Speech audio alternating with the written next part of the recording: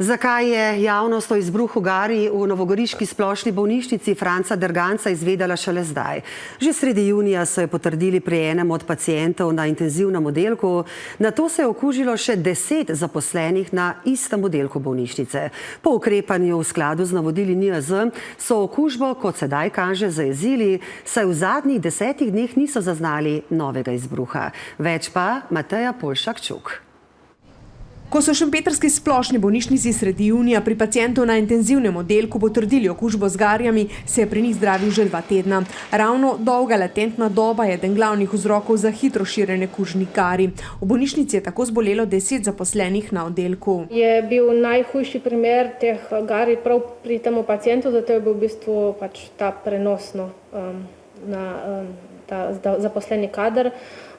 Preostali zaposleni, ki so oboleli, so imeli pa v bistvu te simptome skladne z samo okužbo garij, kot so v bistvu ti kožni izpuščaji, ki so srbeče narave. Pacienti, ki so imunsko oslabljeni, so tudi nasploh bolj dovzetni za tovrstne okužbe, ki jih povzroča pršica, hitro pa se širijo ob tesnih stikih več ljudi. Zdravi se lokalno z mazilom. Vsi oboleli so prejeli ustrezno terapijo za zdravljenje okužbe, osebe s tveganim tesnim stikom pa preventivno zdravljenje.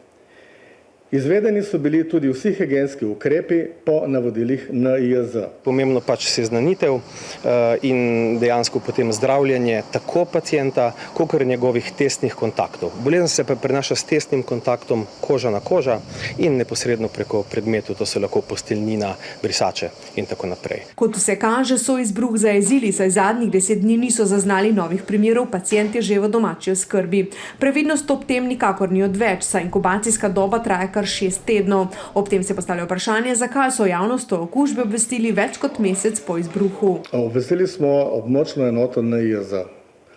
Ta izbruh je bil zelo lokaliziran, bil samo na enem oddelku in sprejeti so bili vsi ustrezni ukrepi. Bolnišnica upravlja svoj izbruh, mi smo le obveščeni za število primerov. Sicer pa tovrstnega izbruha v šempetrski bolnišnici v preteklosti ne pomnijo. Na Goriškem pa je NIJZ med prebivalstvom lani evidentiral 150 primerov garij, letos 130. Drobni srbeči izpuščaji so navadno zvečer pojavijo na mestih, kjer se bolj potimo.